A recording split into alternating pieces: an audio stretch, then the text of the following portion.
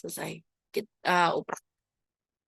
Nah, untuk yang kita pelajari pada hari ini itu mungkin teman-teman juga sudah apa ya, sudah tahu dan sudah mencoba sendiri tadi di lab seperti apa.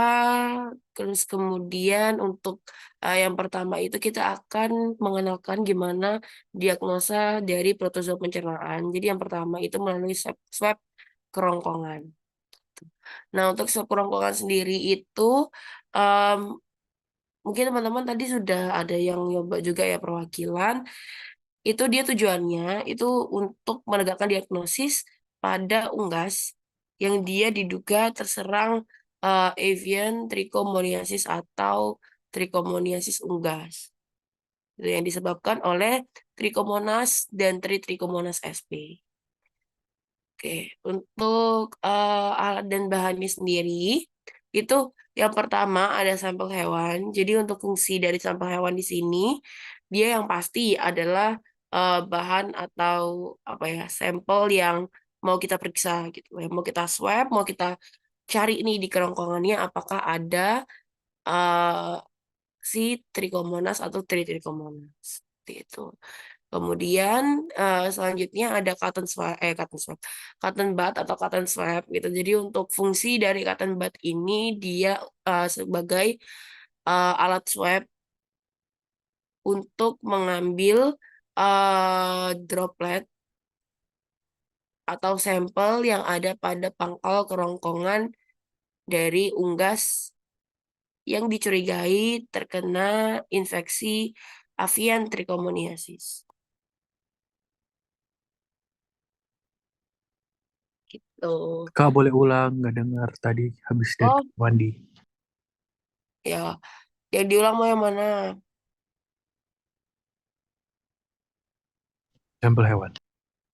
Sampel hewan. Oke, aku ulang dari awal. Jadi untuk sampel hewan sendiri, dia fungsinya ya sebagai sampel yang akan teman-teman amati. Jadi memang untuk sampel hewan ini dia fungsinya adalah apa ya, bahan yang kalian amati dan memang kalian curigai nih si sampel hewannya ini dia terserang avian trichomoniasis.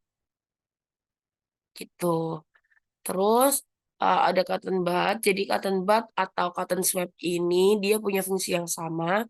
Jadi fungsi dari cotton bud atau cotton swab ini untuk sebagai alat swab untuk mengambil spesimen yang ada pada kerongkongan atau saluran pencernaan bagian atas dari unggas yang diduga terserang avian trichomoniasis.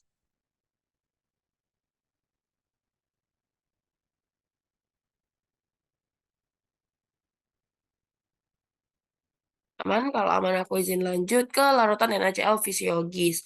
Jadi, larutan NaCl fisiologis ini dia, mungkin teman-teman bingung ya tadi kok ada yang di Petri dish, ada di cawan Petri itu isinya NaCl fisiologis. Jadi, NaCl fisiologis ini diberikan fungsinya untuk mempertahankan lingkungan dari parasitnya supaya parasitnya itu nggak rusak. Karena kan dia sebelumnya predileksinya di kerongkongan terus. Jadi begitu diambil, itu takutnya kalau nggak dikasih NaCl fisiologis yang kondisinya serupa kayak yang di kerongkongan, itu dia bisa mati. Gitu. Jadi nggak bisa kita periksa, kita nggak tahu nih motilitas atau ada nggaknya dari infeksi dari Trichomonas dan Trichomonas. Seperti itu. Kemudian aku lanjut ke cawan Petri. Jadi untuk cawan Petri ini dia fungsinya untuk sebagai tempat menampung NaCl fisiologis dan sampel droplet yang telah dikoleksi dari kerongkongan unggas yang diduga terserang avian trichomoniasis.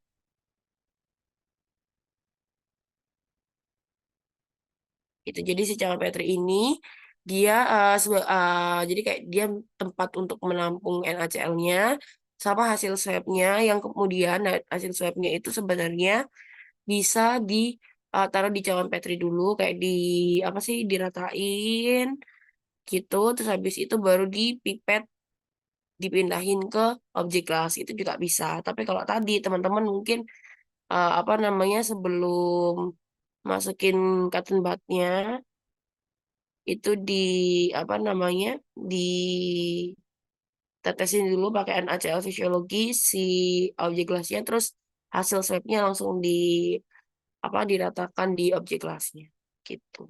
Itu juga sama aja sih kurang lebih sebenarnya tekniknya itu mirip kayak waktu kita scraping gitu. Terus aku izin lanjut ke objek glass dan cover glass. Jadi objek glass dan cover glass ini fungsinya dia sebagai tempat untuk membantu proses identifikasi di bawah mikroskop serta menutup spesimen yang akan diidentifikasi di bawah mikroskop. Jadi objek glass untuk alat tampuknya, cover glass untuk penutupnya.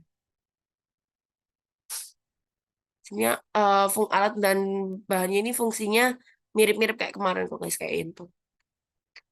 Terus yang terakhir ada mikroskop. Seperti biasa mikroskop ini dia fungsinya untuk mengidentifikasi spesimen yang telah dikoleksi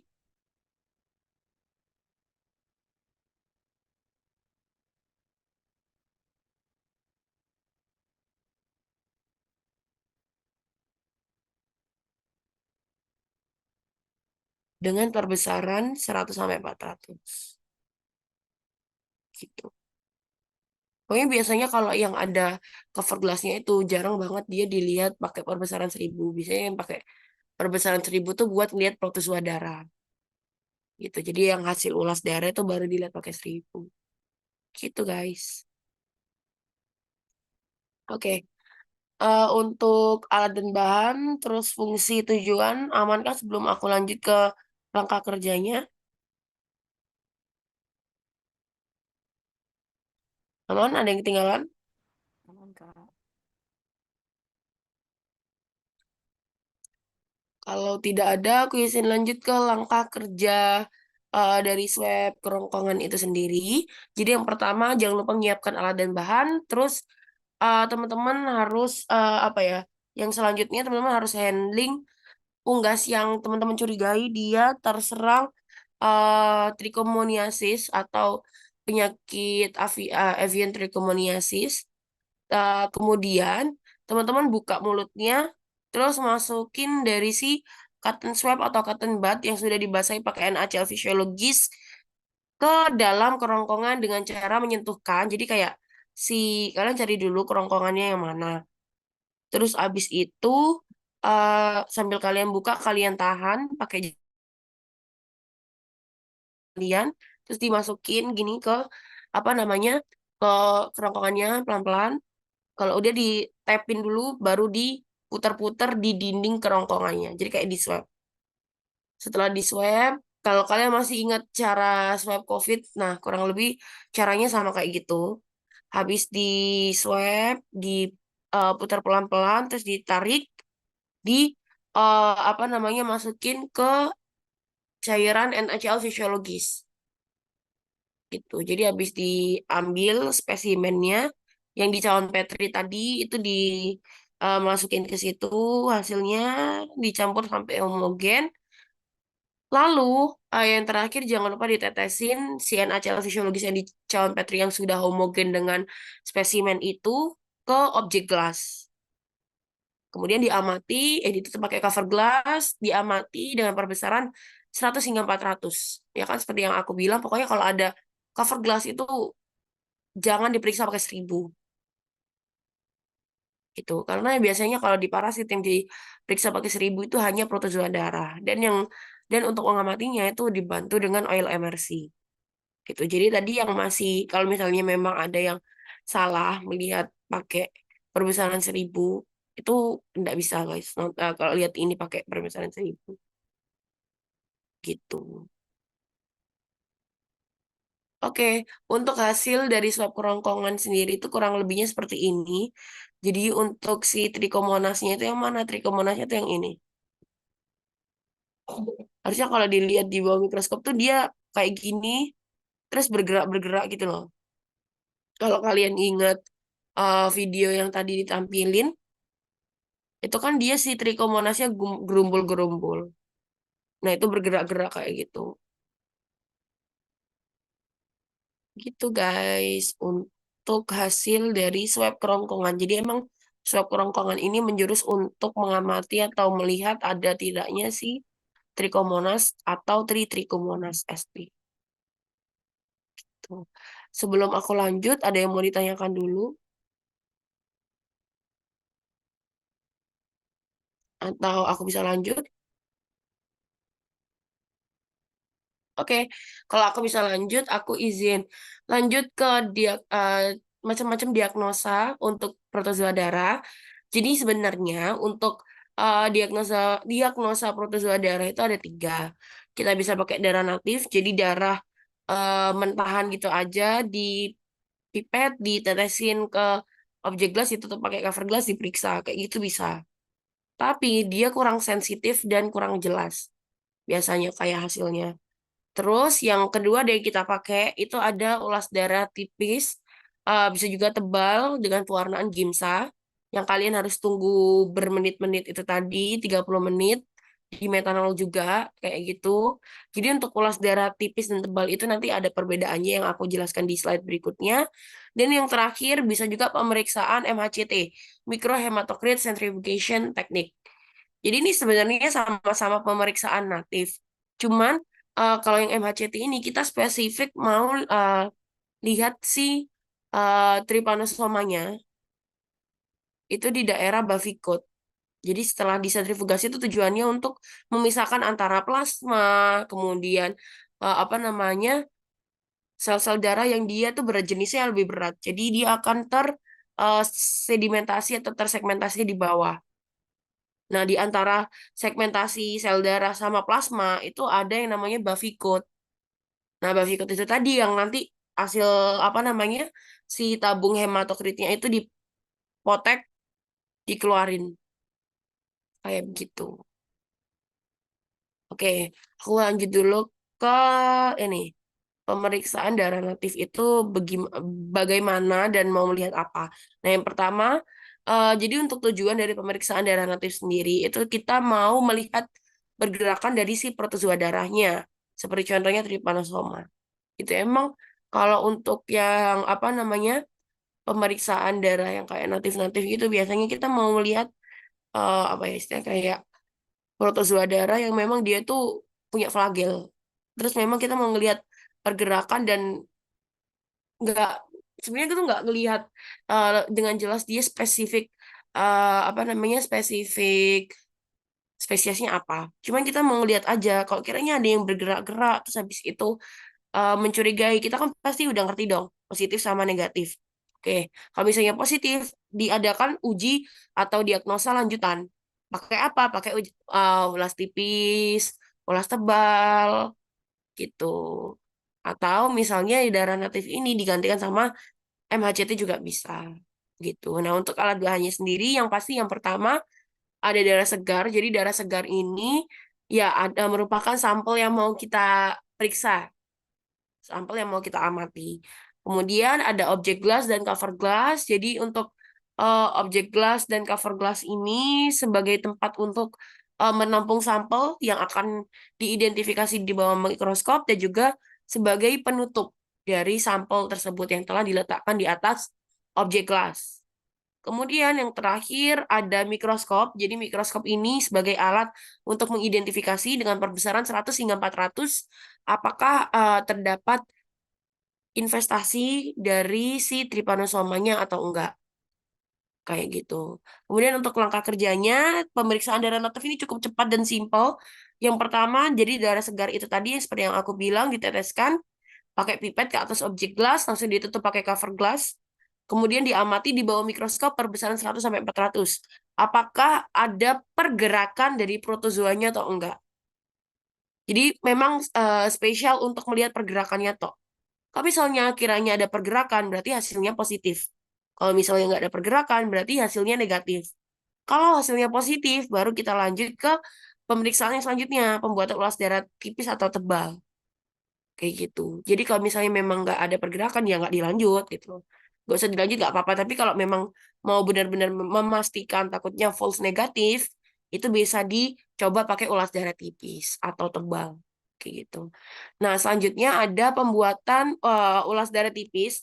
Jadi yang kita praktekin tadi di lab itu merupakan ulas darah tipis. Jadi tujuannya itu untuk mengidentifikasi dan menentukan spesiesnya, terus ngelihat morfologi dari protozoa yang dicurigai menginvestasi dari host yang kita periksa. Kayak gitu. Nah, sebenarnya untuk pembuatan ulas darah tipis dan tebal itu masing-masing dia punya keunggulan dan kelemahan masing-masing. Nah, untuk si ulas darah tipis sendiri, dia keunggulannya itu kita bisa tahu nih spesies berdasarkan morfologi yang teramati. Jadi bisa dibilang kalau ulas darah tipis ini tingkat sensitivitasnya tinggi. Sorry, sensitivitas tinggi ya benar. Jadi tingkat sensitivitasnya itu tinggi. Maksudnya kayak gimana? Maksudnya adalah kita bisa ngelihat si protozoa atau parasitnya dengan baik, kayak gitu. Jadi kayak kita tahu apa namanya si apa sih namanya untuk melihat apakah dia itu misalnya spesifik dia itu spesiesnya apa, terus kira-kira misalnya kayak Hemoproteus kah, Plasmodium kah, atau Trypanosoma kah, itu dilihat dari ulas darah tipis kayak gitu. Jadi kita bisa ngelihat morfologinya dengan jelas. Tapi kelemahannya adalah karena ulas darah tipis ini kan kita menggunakan jumlah darah yang sedikit terus diulas sampai tipis kan. Jadi dari tebal ke tipis, jadi kayak sekali di swab gitu diulas. Nah, kelemahannya adalah parasit yang diamati itu jumlahnya sedikit. Jadi untuk melakukan diagnosa, untuk benar-benar kita memeriksa tuh waktunya lama karena kita harus periksa satu-satu cari. Karena kalau ditemukan satu parasit aja itu kurang cukup meneguhkan diagnosa yang kita lakukan gitu loh. Jadi biasanya kalau mau kita bisa bilang dia positif ada si protozoanya, kita harus nemuin banyak di situ. Nah, karena jumlah apa namanya jumlah yang teramati sedikit, itu biasanya waktunya lebih lama daripada yang ulas darah tebal gitu. Jadi dia memang sensitif, tapi apa ya kayak waktunya lama gitu loh. Gitu. Sedangkan kalau yang tebel dia itu tidak cukup sensitif. Jadi kita cuma bisa ngelihat oh ini tuh ada apa namanya ada parasitnya, tapi kita nggak bisa lihat dengan jelas tapi parasitnya itu apa. Itu kalau yang di ulas darah tebal begitu. Nah, untuk alat dan bahan dari ulas darah tipis sendiri itu yang pertama ada darah segar. Jadi seperti biasa darah segar ini merupakan sampel yang mau kita amati, yang mau kita identifikasi.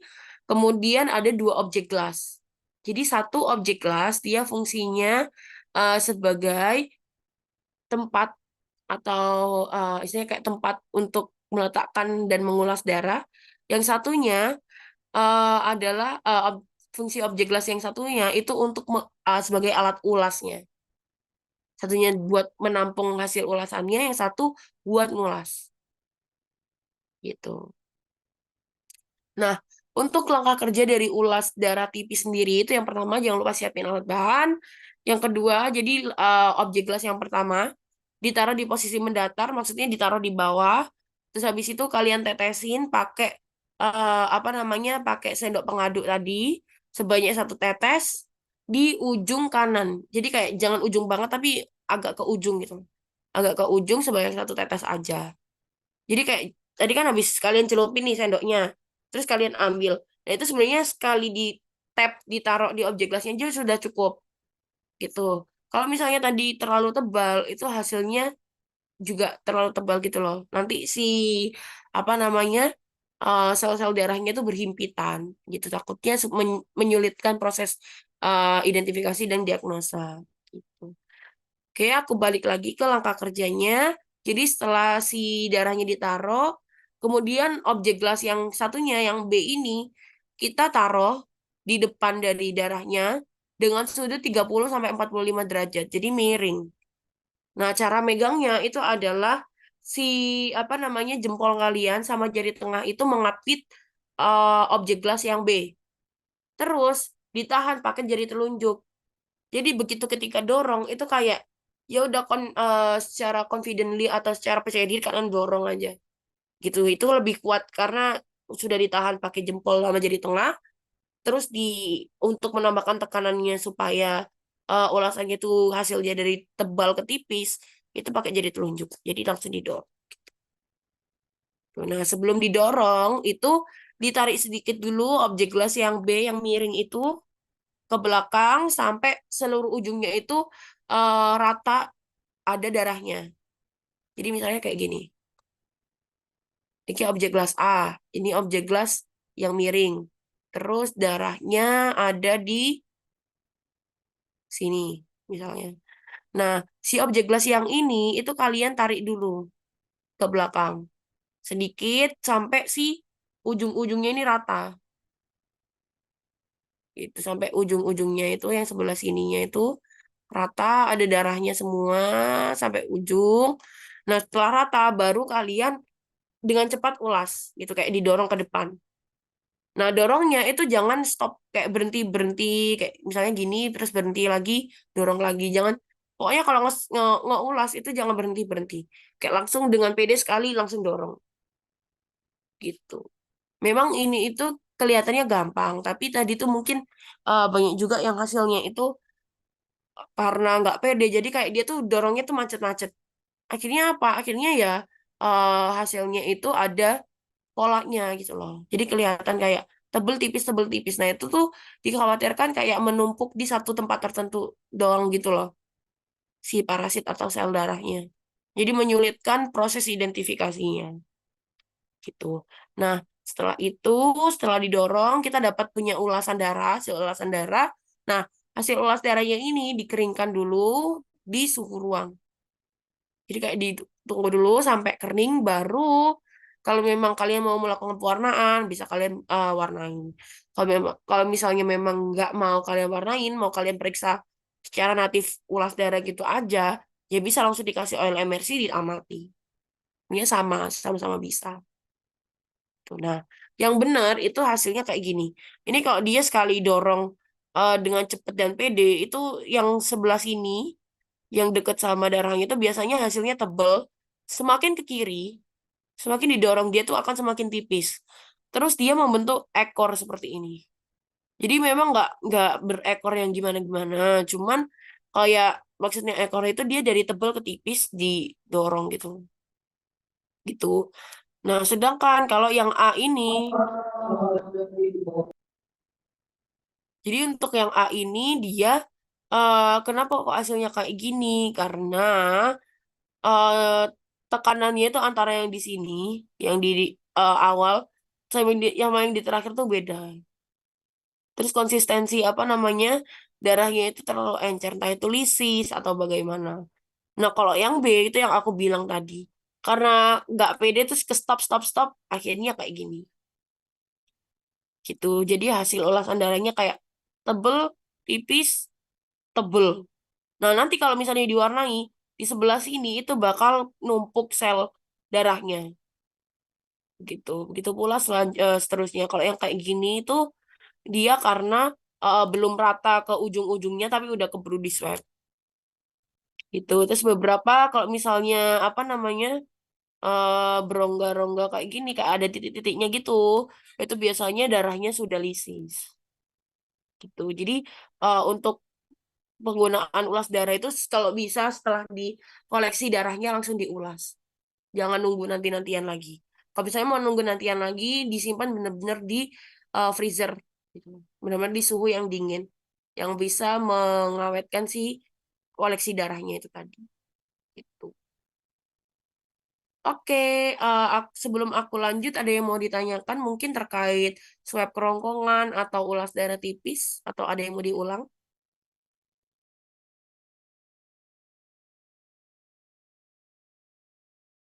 Amankah semuanya?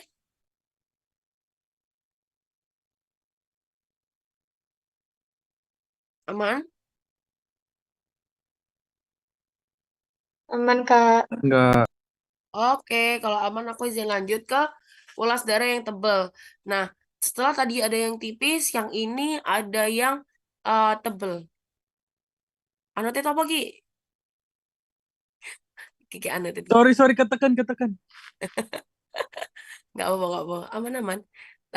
Aku izin lanjut. Jadi untuk ulas darah tebal ini, dia sebenarnya lebih gampang daripada yang, apa namanya, daripada yang tipis. Cuman yang tebal ini kalau misal diwarna itu waktunya butuh lebih lama supaya pewarnanya bisa ngestain gitu. Kalau mau diwarnain. Gitu. Nah, tujuannya dari ulas darah tebal itu, kalau tadi kan kita untuk mengidentifikasi spesies, terus habis itu spesifik spesies sama morfologinya apa. Kalau yang ulas darah tipis. Tapi kalau yang ulas darah tebal itu cukup untuk melihat ada enggaknya protozoanya. Nah, jadi dia keunggulannya ya waktunya lebih cepat aja. Setelah kalian tetesin lumayan banyak tuh habis itu diratain pakai lidi, udah gitu aja, tunggu kering. Nah, tapi minusnya apa? Karena dia kan dibuat secara tebal. Jadi kita tuh sulit mendeteksi kayak yang mana sih spesies parasitnya itu apa gitu loh. Cuman kita bisa lihat aja gitu loh, ada enggaknya sih parasitnya atau protozoanya. Cuman kita nggak bisa tahu itu protozoa protozoa yang jenis apa.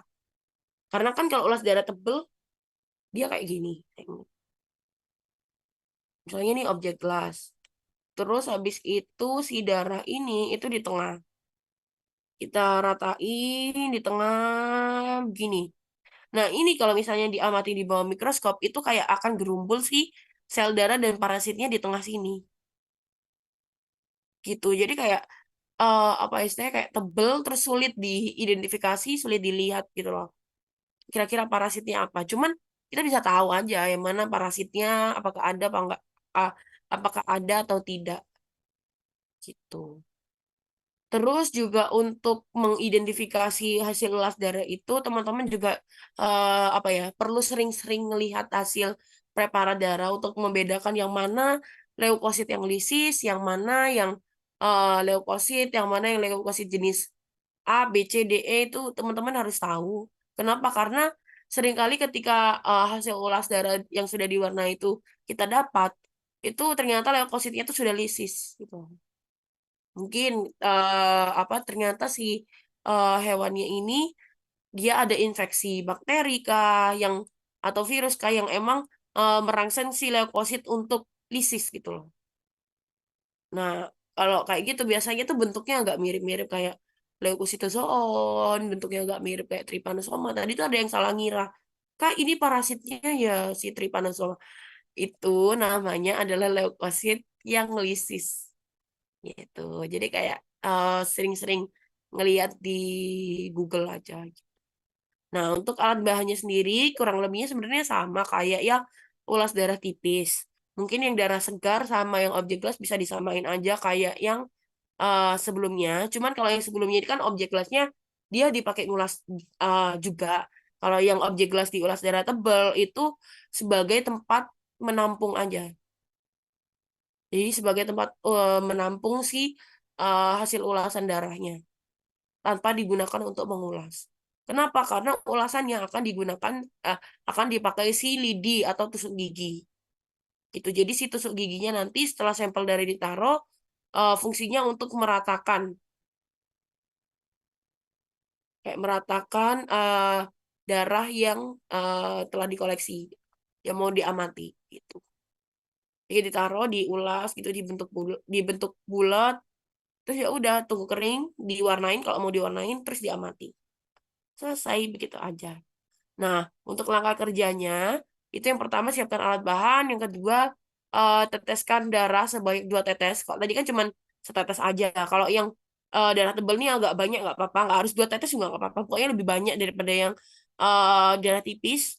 Terus habis itu ujung lidinya itu disebar, digunakan untuk menyebarkan si darahnya dengan gerakan memutar jadi kayak bulat gitu sampai dapat kira-kira hasil ulasannya itu dengan diameter 1 cm. Jadi kayak kira-kira satu satu ruas jari kalian itu. Terus dikeringkan, dibiarin di suhu ruang atau ditaruh di inkubator 37 derajat selama 30 menit.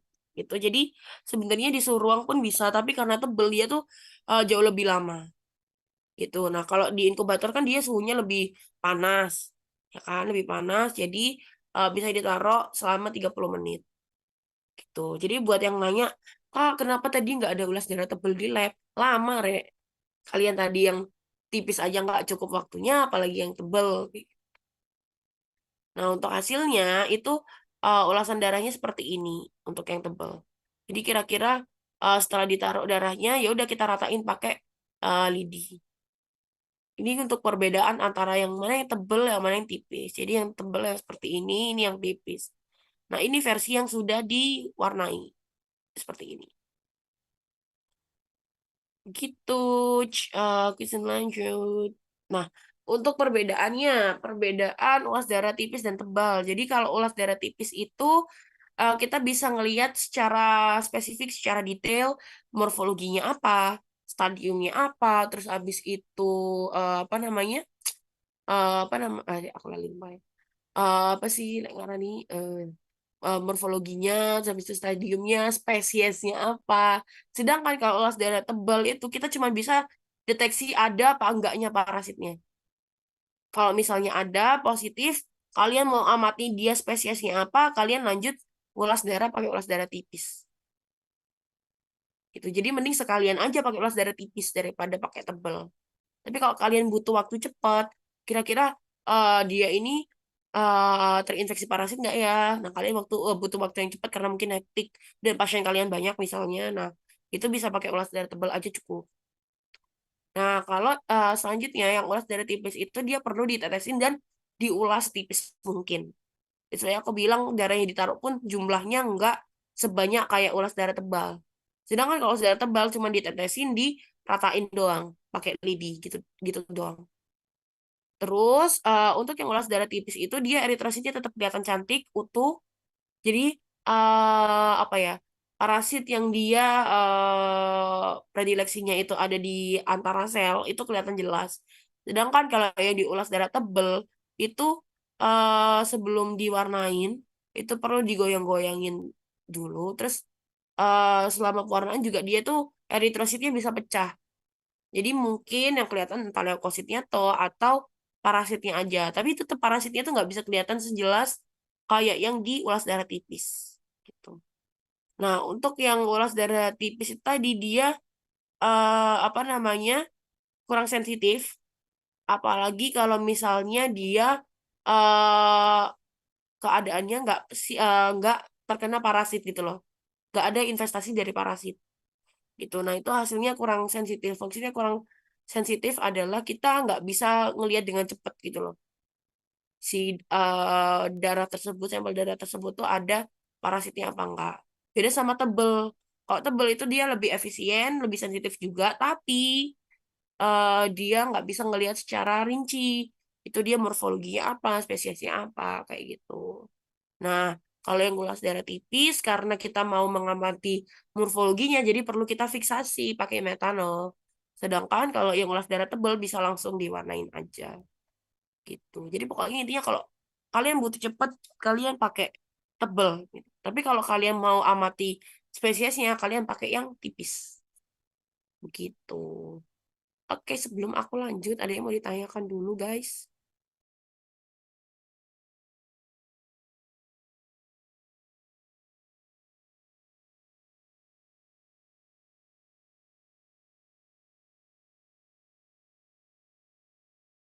Oke, kalau belum ada, aku izin lanjut ke ulas darah dengan diwarnai dengan gimsa. Nah, jadi tujuannya kenapa sih kita harus kasih pewarnaan gimsa? Tujuannya itu untuk ngasih warna ke eritrositnya. Jadi kita bisa tahu yang mana yang parasitnya, yang mana yang eritrosit gitu. Karena nanti warnanya juga kewarnain beda gitu loh antara eritrosit sama parasitnya. Itu. Nah, untuk alat dan bahan yang digunakan, yang pertama itu ada pinset. Jadi, pinset ini dia fungsinya untuk membantu memindahkan preparat dari metanol ke gimsa. Jadi supaya tangan kalian atau gloves kalian gitu nggak biru-biru, itu pakai si pinset. Itu. Yo, kenapa Ki? Mau tanya lah. Mute guys, mute guys. Nah, jadi selanjutnya setelah pinset, kita lanjut ke metanol absolut. Jadi metanol absolut ini seperti yang sudah aku jelaskan sebelumnya di perbedaan ulas darah tipis dan tebal. Untuk metanol ini, dia fungsinya sebagai fiksasi hasil ulasan darah. Supaya sel darah dan parasit yang akan diamati itu tidak rusak. Gitu. Jadi harus difiksasi pakai metanol absolut.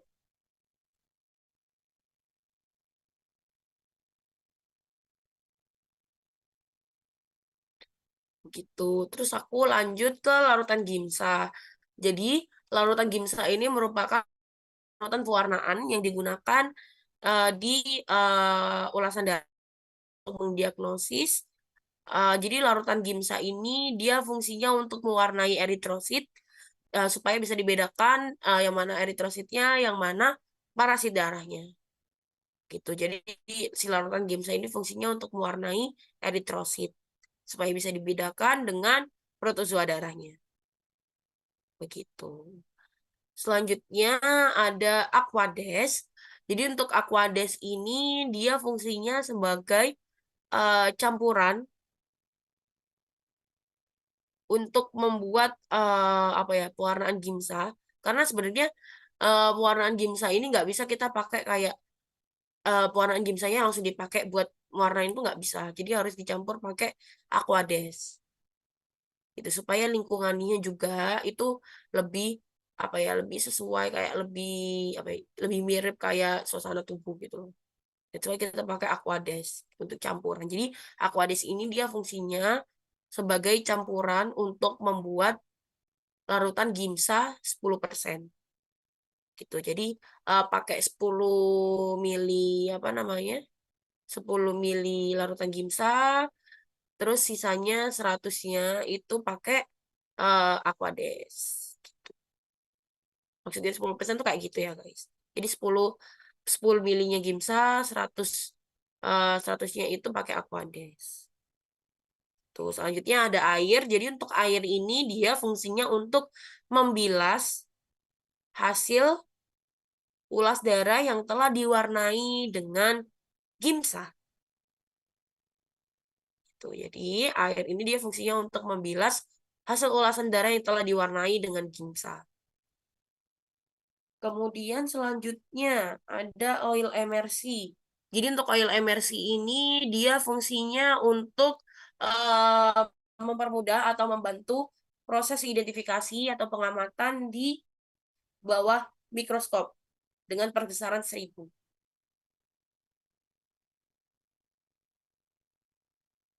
Supaya lebih mudah diamati, terus habis itu nggak ngerusak lensa dari mikroskop yang kita gunakan juga. Gitu kak misalnya kalian habis mewarnain pas udah kering udah ditisuin dikeringin segala macam langsung kalian amati di mikroskop tanpa menggunakan oil emersi itu dikhawatirkan si pewarnanya itu masuk ke lensanya jadi ngerusak lensa. That's why kenapa harus dikasih sama oil emersi dan ini nggak digunakan di parasit aja di bakmi juga kalian harusnya juga pakai oil emersi kayak gitu. Aku lanjut ke mikroskop. Jadi untuk mikroskop ini dia fungsinya untuk sebagai alat untuk mengamati hasil ulasan darah yang telah diwarnai dengan perbesaran 1000 kali. Kalau yang tadi kan yang pakai cover glass itu kan pada 100 sampai 400. Nah, yang ini itu pakai 1000. Terus yang terakhir ada staining jar. Jadi staining jar ini semacam toples yang dia fungsinya untuk apa ya menampung larutan pewarnaan. Jadi untuk membantu si proses pewarnaannya, untuk menampung apa namanya larutan pewarnanya, terus habis itu untuk membantu mewarnai si hasil ulasan darah kalian. Seperti itu. Mungkin sebelum aku lanjut, ada alat dan bahan atau fungsi yang mau diulang. Aman? Tadi pinset fungsinya apa, Kak? Yang mana Ki? Yang mau diulang Ki? Pinset, pinset. Pinset. Nah, kalau pinset itu dia fungsinya cuma membantu memindahkan apa namanya preparatmu dari metanol ke gimsanya. Kayak cuma bantu pindahin doang. Oke, thank you. Oke, sama-sama. Sebelum aku lanjut, gimana? Amankah semua?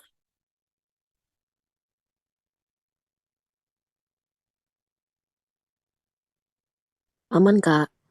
Oke, kalau aman aku lanjut ke langkah kerjanya. Jadi sebenarnya untuk langkah kerjanya itu kalau yang di pink biru itu perbedaannya ya guys. Kalau yang ungu tuh dia berarti sama.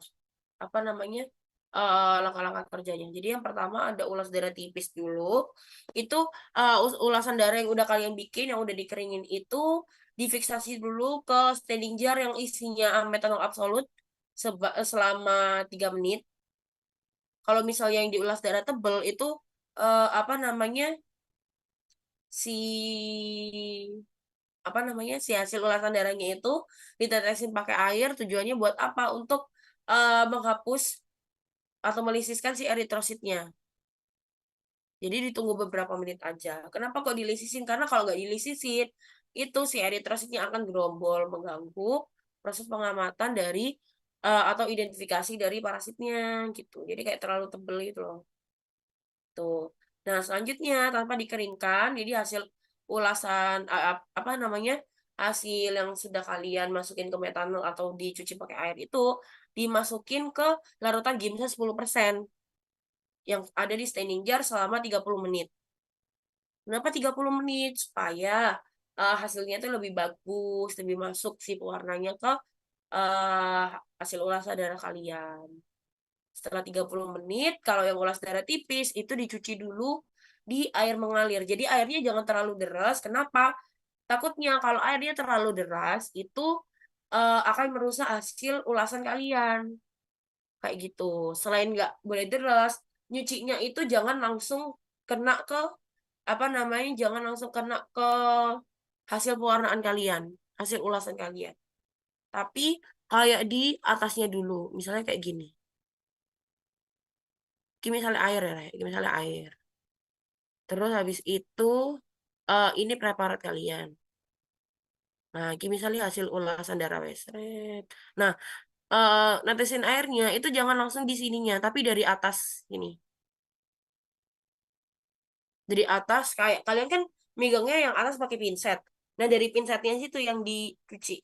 Jadi jangan langsung dikenain ke ulasan darahnya. Takutnya darahnya kehapus hasilnya, hasil ulasan darah kalian kehapus gitu. Nah, atau kalau yang misal aduh. Nah, kalau misalnya yang ulas darah tebal itu dia dicuci dengan dicelupin ke air berulang-ulang sampai air cuciannya bening. Jadi habis dicelupin ke gimsa nih 30 menit. Itu kita masukin ke standing jar yang isinya air terus kayak dicelup-celupin gini berulang-ulang sampai airnya tuh bening. Atau hasil cucian kalian itu kelihatan bening dan bersih gitu. Kalau udah kita kering-keringin dengan diangin-anginkan, atau kalau misalnya kalian butuh cepat bisa di tap pakai tisu, tapi jangan dipencet, cukup di tap tap tap aja, nggak perlu ditekan tuh. Habis itu objek gelas yang udah dikeringin tadi ditetesin pakai oil MRC sebanyak 1 tetes aja, terus diamati di bawah mikroskop perbesaran 1000, terus kalian label. Nah, labelnya itu sama kayak yang awal dulu. Jadi spesies, terus habis itu lokasi, tanggalnya, hostnya, gitu. Host dulu deh. Jadi spesies, host, lokasi, tanggal, dan nama kolektornya. Seperti itu. Nah, kurang lebih hasilnya kayak gini. Jadi kalau ulas darah tebel, karena kan kita sebenarnya si merah-merah ini tuh adalah eritrositnya ya guys, si merah-merah. Nggak merah sih, ungu cuman nggak seberapa jelas itu. Nah itu eritrosit yang dilisisin. Untuk melihat apa? Untuk melihat si ininya, leukosit dan parasitnya. Sedangkan kalau yang ulas darah tipis tuh kayak gini. Jadi kalau misalnya dia benar-benar hasilnya tipis itu antara satu sel darah dengan sel darah lain tuh bisa terpisah dengan bagus gitu loh. Nah, kayak gini tuh baru kelihatan si apa namanya parasitnya gitu. Nah, itu kan kalau kayak gini kan kita bisa identifikasi nih dia spesiesnya apa gitu. Sedangkan kalau kayak gini kan rancu. Tuh. Ini untuk yang tipis, yang tebel kayak gini. Kalau misalnya kalian naruh darahnya terlalu banyak, nah itu hasil ulasan kalian bisa bisa jadi dibilang ulas darah tebal. Karena kalau terlalu tebal hasilnya kayak gini. Oke, sebelum aku lanjut ke MHCT, ada yang mau ditanyakan?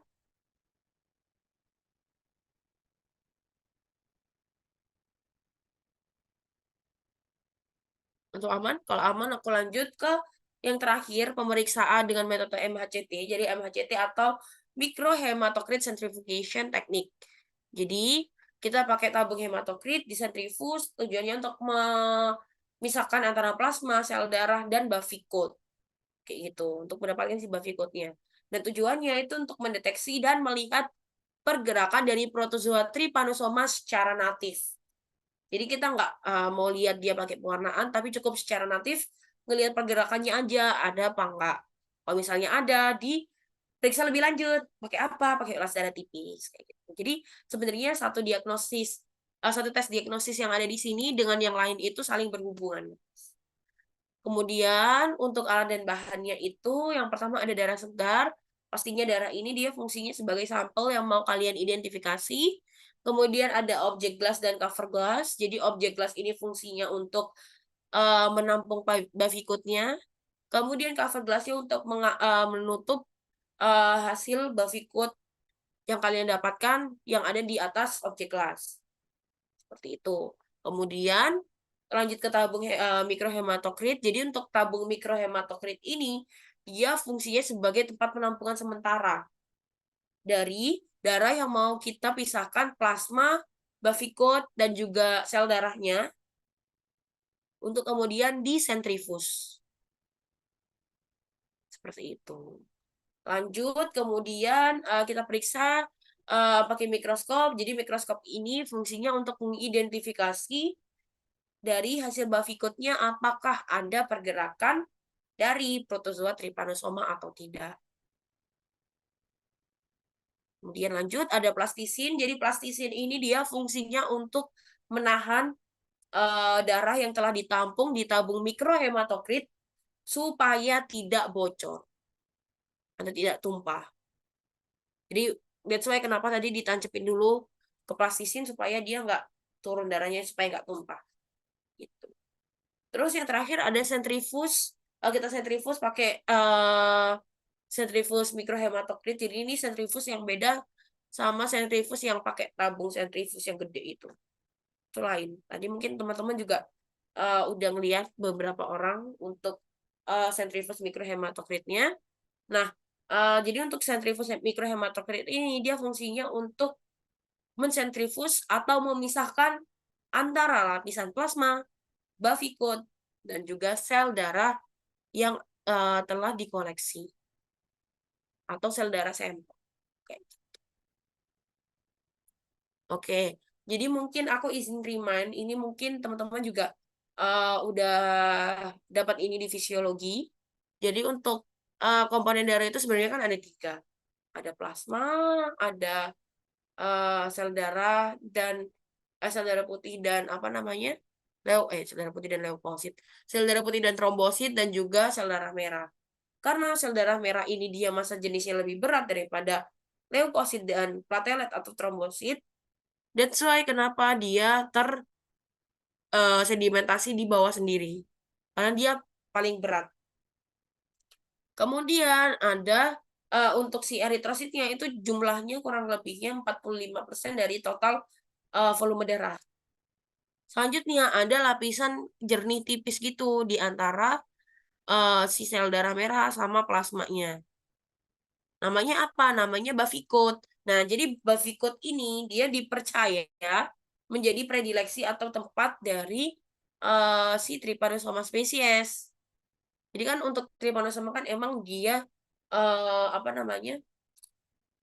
Jadi untuk si trypanosoma itu dia kan predileksinya memang di leukosit. Jadi that's why kenapa pas kita potek itu kita ambil bavikotnya kayak gitu. Ya plasmanya ngikut-ngikut dikit boleh lah, tapi kalau sel darahnya usahain jangan sampai ngikut sel darah merahnya. Gitu. Nah, untuk totalnya sendiri dia nggak banyak, dia yang paling sedikit jumlahnya di antara plasma dan eritrosit. Kemudian yang terakhir ada plasma, karena plasma ini dia masa jenisnya lebih eh, ringan, dan sesuai kenapa dia terpisah ke atas. Nah, untuk plasma ini dia yang totalnya paling besar, sebanyak 55% dari total volume darah. Gitu.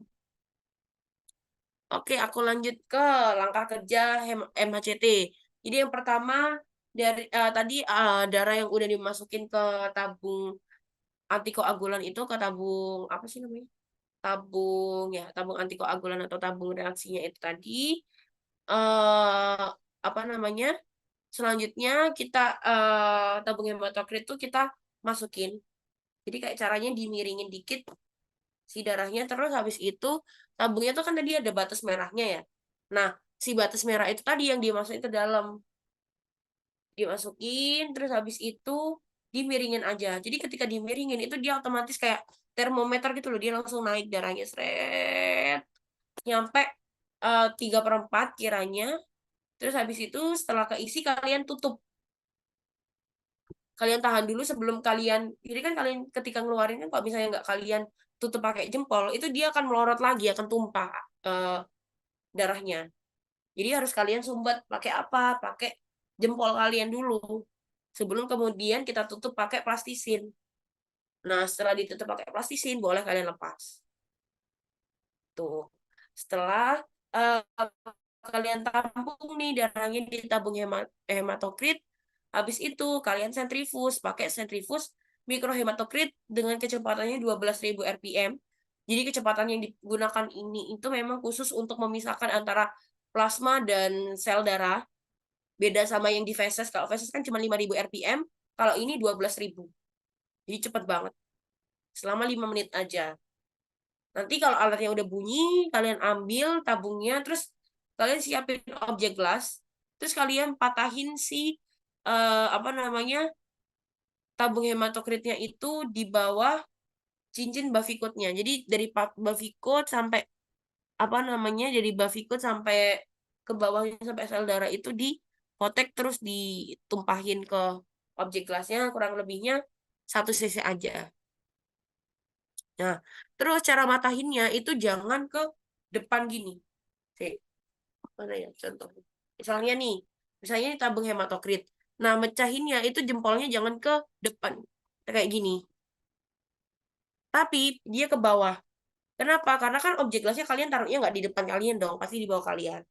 Nah, ketika dipotekin gini, harapannya ketika dipotek gini kan si kaca kaca tabung hematokritnya itu kan ikut pecah supaya nggak ngenain orang lain atau darahnya itu nggak muncrat ke depan. Jadi ke bawah muncratnya. Kayak gitu. Nah, untuk hasilnya itu seharusnya seyogianya seperti ini. Jadi plasmanya bening, terus gini bavikotnya, alah, kecoret bavikotnya, sorry. Ini bavikotnya yang agak jernih, terus yang ini sel darahnya. Ini plasma.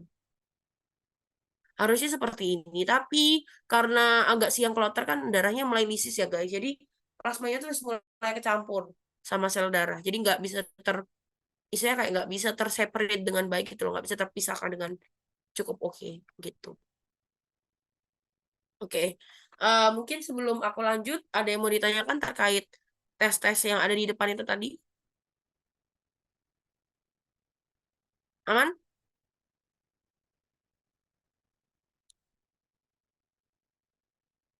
Aman, Kak.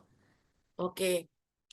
Kalau misalnya aman, aku izin lanjut ke review spesiesnya aja. Jadi untuk review spesies ini kan kita belajar dari yang uprak tahun lalu, uprak kemarin ya guys ya. Ternyata kan spesies tidak ditanya. Jadi kayak ya udah aku akan review sedikit-dikit aja gitu. Nanti kalau misalnya memang mau uprak kalian bisa baca sendiri. Itu kan karena kita juga cuman nge-review dari protozoologi dari yang logi aja. Nah, yang pertama yang mau kita review itu yang dari protozoa darah yang ada di mamalia. Jadi yang pertama itu ada Trypanosoma. Jadi untuk Trypanosoma ini dia spesiesnya ada banyak, ada Evansi, ada Brucei, Prusi dan Equiperdum yang mana hostnya itu macam-macam. Bisa di kuda, keledai, sakade, anjing, babi kayak gitu. Nah, vektornya itu merupakan alat penghisap darah kayak Tabanus, Stomopsis, Hematobia, yang mana dia itu cuma menjadi vektor mekanik aja gitu. Jadi dia nggak si trypanosomanya itu cuma numpang tinggal di situ tanpa melakukan perkembangan gitu.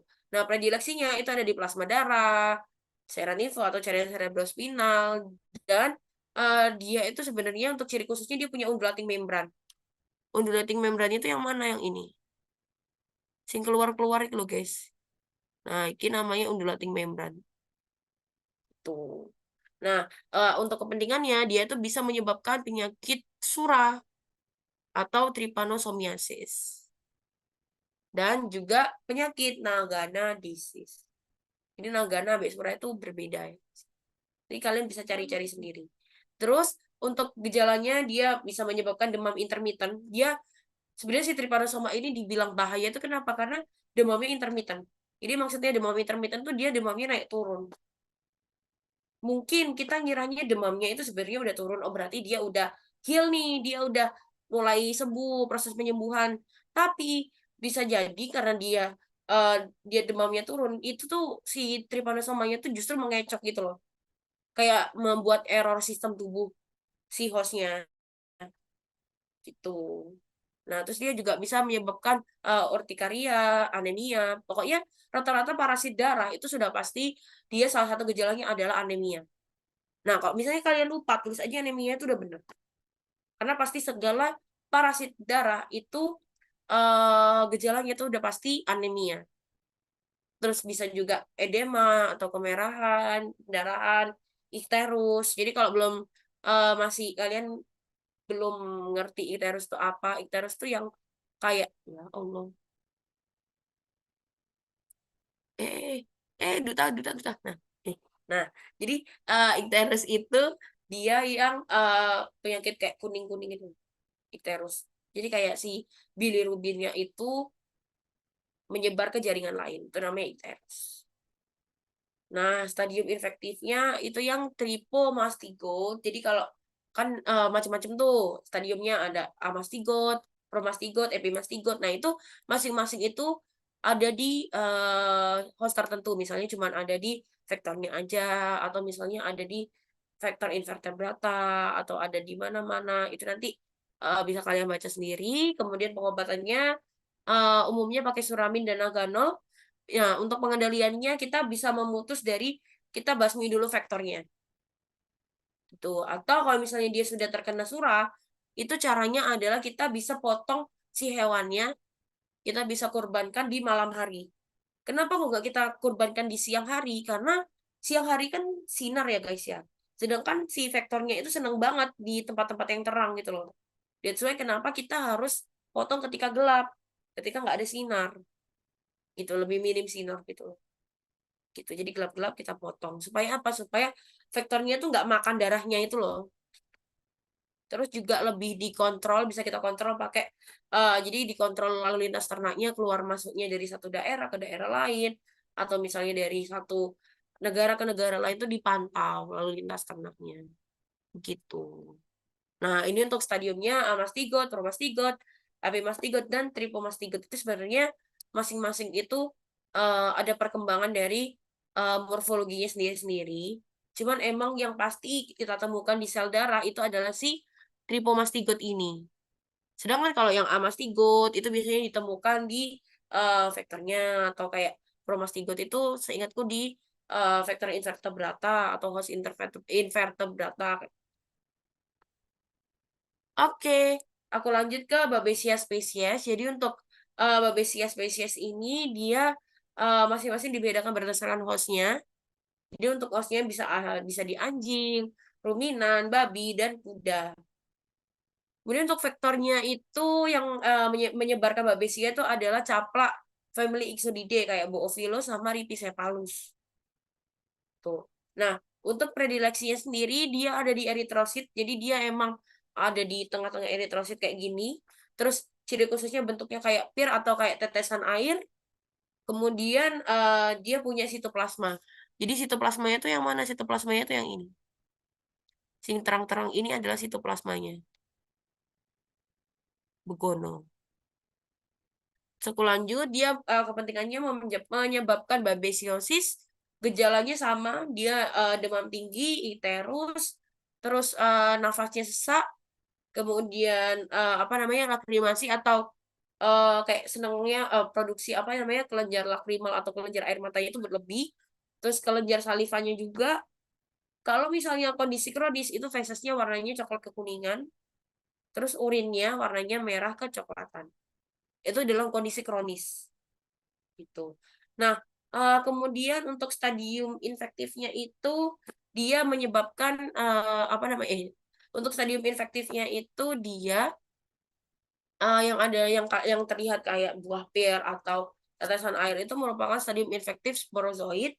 Untuk pengobatannya bisa pakai diampron, akriflavin, dobesan, berenil gitu. Nah, untuk pengendaliannya sendiri kita bisa eliminasi vektornya dulu sama divaksinasi.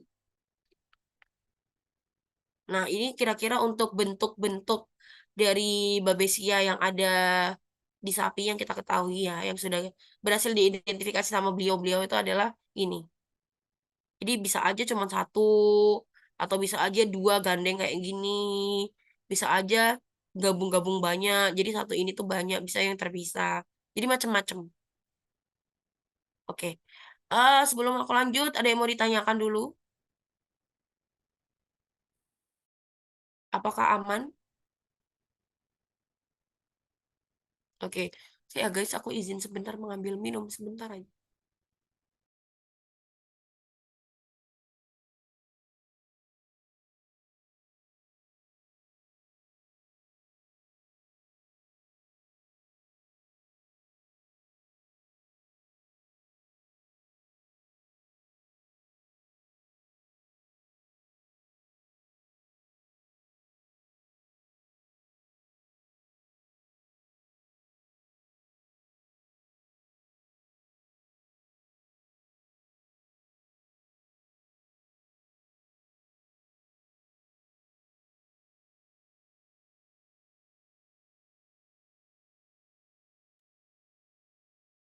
Oke, kalau masih aman, aku izin lanjut ke Teileria. Jadi untuk Teileria yang biasa kita pelajari itu ada dua.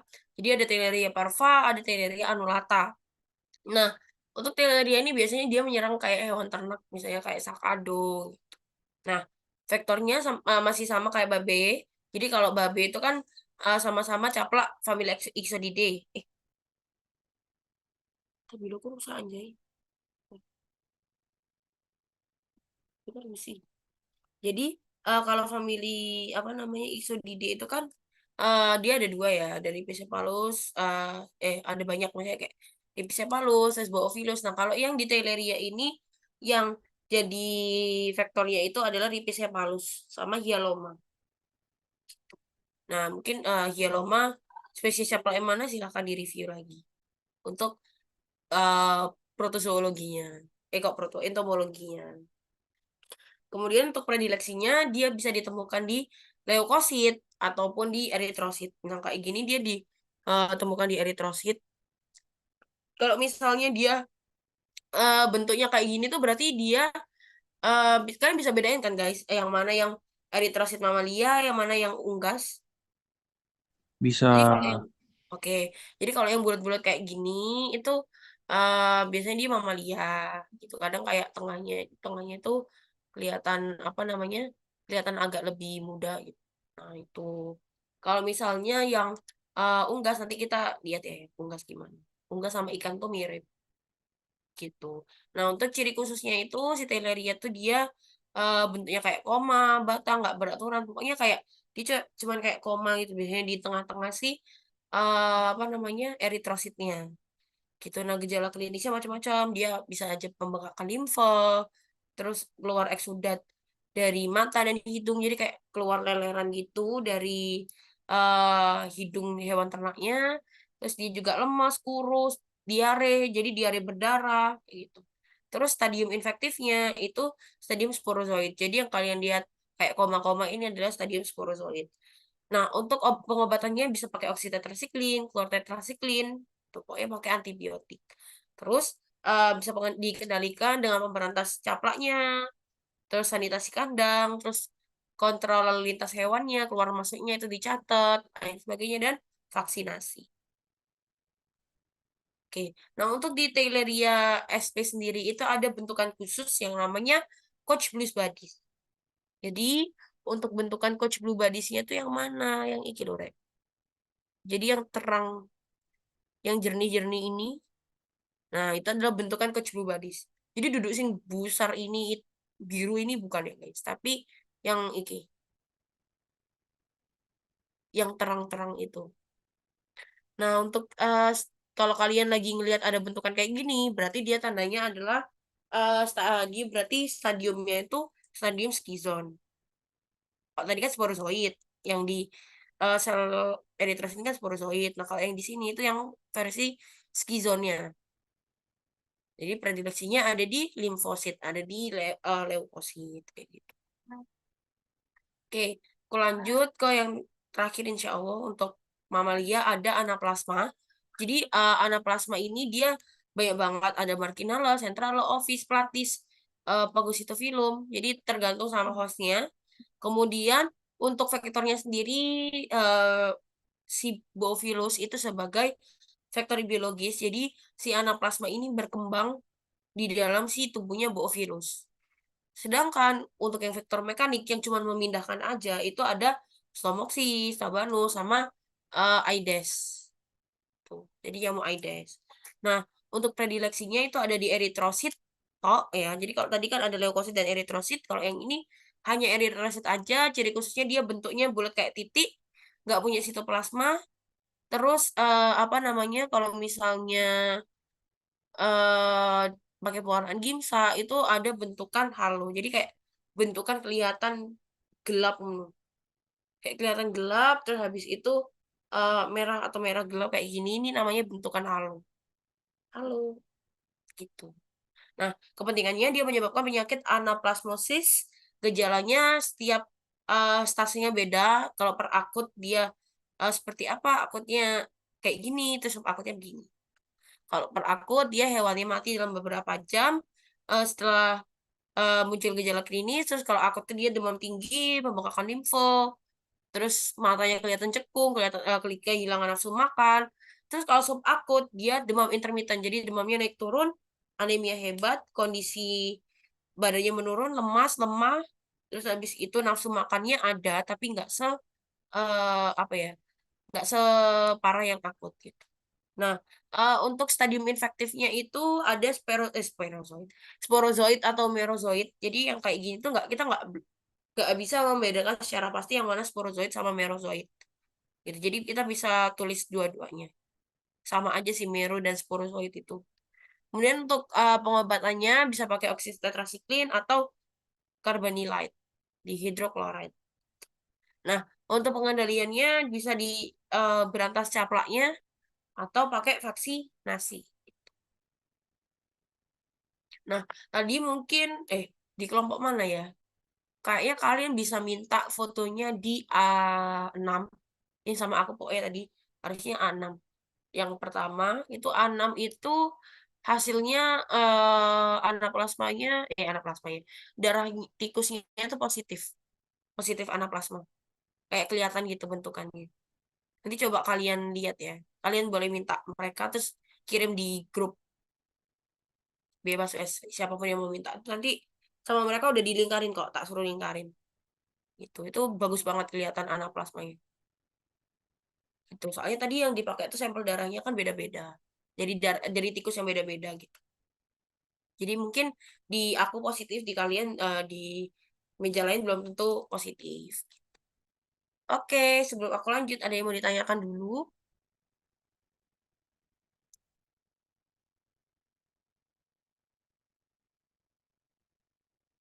Kalau belum ada, aku lanjut ke yang protozoa darah unggas. Jadi protozoa darah unggas ini dia nggak banyak. Sebenarnya bisa disingkat menjadi PHL.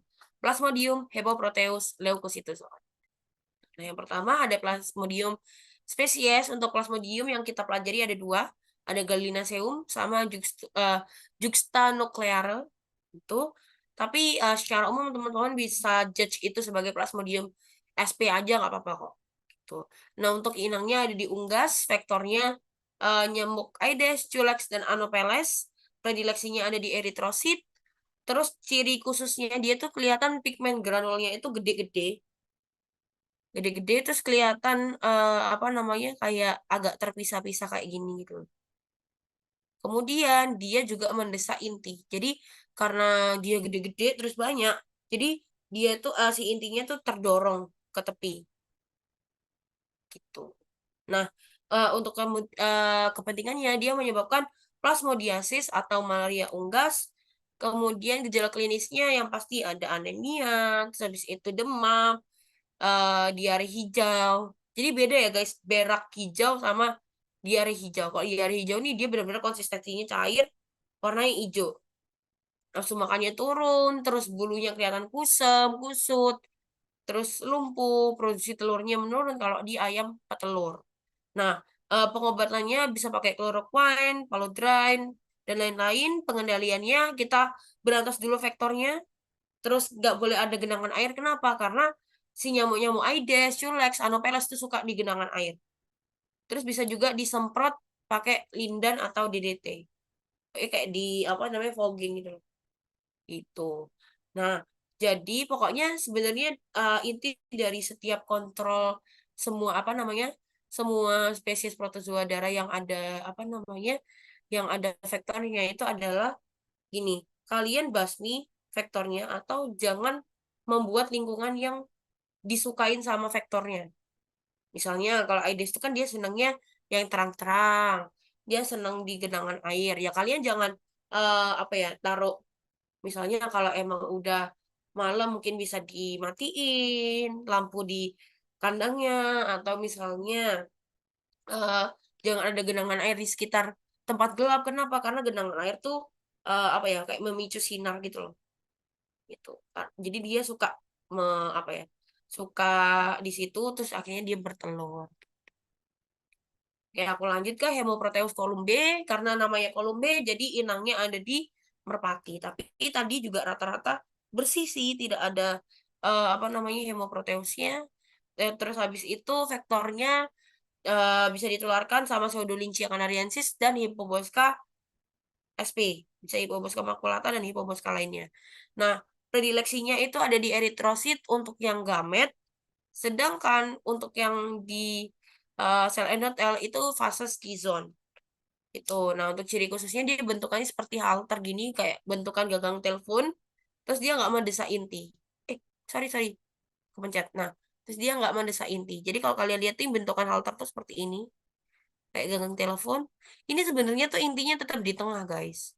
Cuman intinya tuh ketutupan sama ini. Tuh, gitu. Jadi sebenarnya dia tetap intinya di tengah. Terus kepentingannya dia menyebabkan hemoproteasis, gejala klinisnya ya seperti pada umumnya anoreksia, anemia dan lain sebagainya. Untuk pengobatannya bisa pakai multivitamin atau diinjek intramuskular pakai buparvaquon atau bisa dikontrol pakai ya kita kontrol vektornya, terus sanitasi kandang dan lain sebagainya. Gitu, spraying, dipping, nah jadi gitu tuh. Oke, aku lanjut ke yang terakhir. Nggak iso. Nah, oke, sebelum aku lanjut. Nah, untuk yang di stadium skizon itu kurang lebihnya kayak gini. Jadi hemoproteusnya tuh yang ini. Nih, terus ini juga. Jadi emang melihatnya itu karena beda guys. Kalau yang titik-titik ini tuh, yang gelap-gelap itu kan apa namanya sel radang ya. Jadi itu sel radang. Terus yang agak gede, terus ungunya itu ungu bukan ungu padat kayak dense gitu bukan, tapi kayak dia ungunya agak ungu terang gitu. Nah, itu adalah si Hemoproteus columbe yang stadium skizon. Oke, aku lanjut lanjut ke yang terakhir, leukocytozoan spesies. Jadi untuk leukocytozoan ini juga dibedakan berdasarkan hostnya. Kalau yang Coleria itu ada di ayam, terus Sabrosesi juga ada di ayam, Simondi ada di itik, dan Smithi ada di kalkun. Untuk predileksinya yang gamet, jadi yang kayak gini nih, gamet ya guys, gamet itu ada di eritrosit, terus leukosit itu juga stadium gamet, terus kalau yang di sel parenkim kayak di jaringan itu baru yang skizon gitu. Vektornya itu disebabkan sama lalat kurikoides dan simulium. Untuk ciri khususnya dia bentuknya bulat kayak gini. Jadi eh untuk parasitnya itu yang ini ya guys. Yang bulat gede ini parasitnya. Yang kalian lihat ungu kayak bentukan halter ini itu adalah intinya. Jadi eritrositnya pecah, intinya terdesak ke tepi kayak gini, terus sitoplasmanya itu membentuk seperti sayap. Gitu. Jadi dia kayak Batman. Nah, terus dia juga apa? Kalau kalian lihat di sini itu tidak bergranul seperti plasmo dan hemoproteus. Kalau plasmo dan hemoproteus kan, kalau plasmodium apalagi itu kelihatan benar-benar granulnya jelas. Tapi kalau yang ini itu nggak begitu jelas gitu kayak ya nggak emang nggak ada granulnya gitu. Nah, untuk kepentingannya dia menyebabkan leukositozoonosis atau malaria like disease. Jadi dia beda sama malaria unggas ya. Jadi ini tuh kayak penyakit yang mirip malaria gitu gejalanya. Nah, dibedakannya melalui apa ya? Dari spesiesnya itu tadi. Dibedakannya dari situ sama ada gejala klinis yang dia berak hijau. Jadi kalau berak hijau itu dia konsistensinya normal, tapi memang dominan berwarna hijau. Sedangkan kalau yang plasmodium itu dia diare hijau. Perbedaannya dari situ. Diare hijau. Jadi dia benar-benar konsistensinya cuair kayak orang diare. Oke. Hmm, kenapa Jaya dan Anin? Ada yang mau ditanyakan? Aku juga. Enggak, aku enggak ikut. Kenapa guys? Suaramu putus-putus. Gue juga. Gue. Tanya gak area-area lagi. Bisa tak lanjut aja. Tak lanjut ya guys. Jadi untuk leukositozoan ini dia pengobatannya bisa pakai pirimetamin, sulfonamid atau clobidol. Terus habis itu bisa dikendalikan juga. Pokoknya intinya tuh ya wes kendaliin vektornya, uh, batasi kontaknya antara host dan vektornya. Pokoknya jangan membuat suasana yang disukain sama si vektornya. Begitu. Kok nggak mau next. Oke, nah untuk perbedaannya tuh ada dibantu di tabel ini nanti teman-teman bisa baca sendiri. Jadi memang kalau Plasmodium itu dia vektornya lebih banyak nyamuk, Hemoproteus lalat, leuko juga lalat. Terus habis itu eh yang di fase skizon itu tempatnya di mana itu juga beda-beda. Terus gamet bentuknya kayak gimana itu bisa kalian baca melalui tabel ini. Gitu. Sebelum kita lanjut ke post test, ada yang mau ditanyakan? Aman, guys?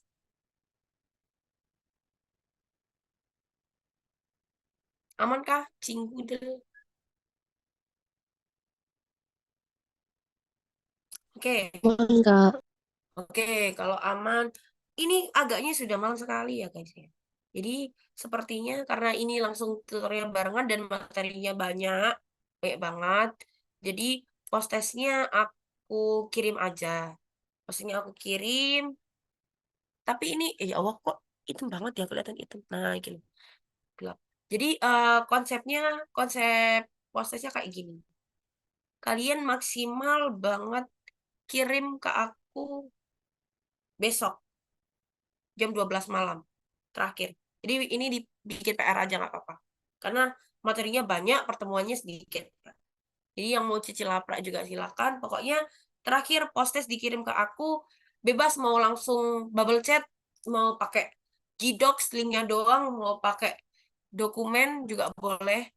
Asal jangan lupa kalau contekan diganti namanya. Ya, jangan tidak diganti kalau kalian nyontek. Kalau aku tahu kalian cuman main kirim link tapi nggak diganti namanya, tidak ada nilai tambahan. Gitu. Jadi mungkin ada yang mau ditanyakan dulu terakhir sebelum aku akhiri, mungkin terkait lapraknya, Kak.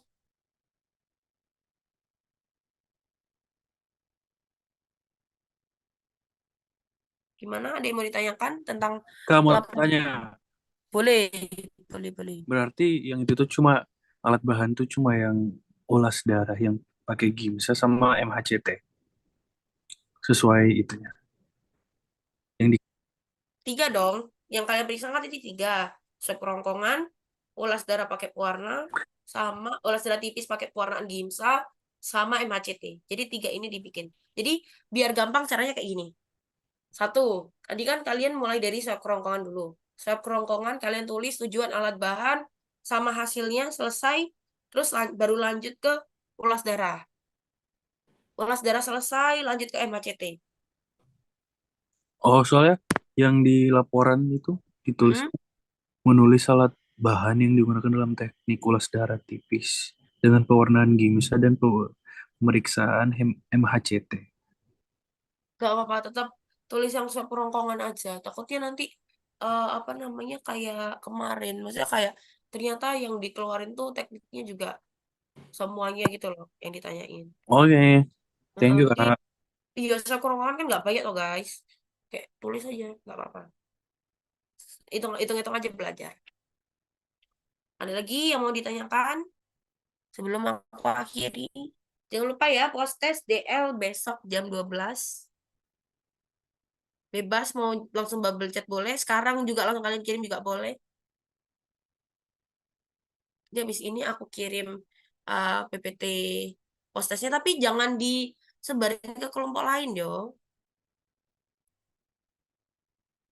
Cukup di kita-kita aja. Karena belum tentu yang lain sudah tutor hari ini. Mungkin kalau belum ada, aku hitung mundur 5, 4, 3, 2, 1. Oke. Terima kasih sudah ikut tutor malam ini. Seperti biasa, kalau ada yang mau ditanyakan, silahkan bertanya.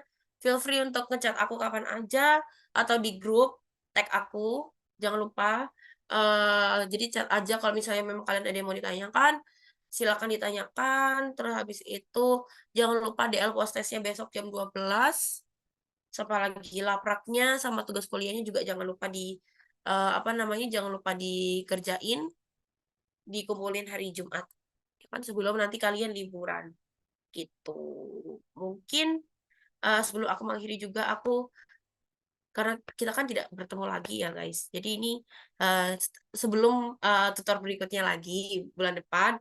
Jadi karena mau lebaran juga aku mohon maaf kalau misalnya dari aku ada salah-salah, mungkin salah kata, salah perbuatan pakai terlalu banyak salah dan perbuatanku mungkin mohon dimaafkan.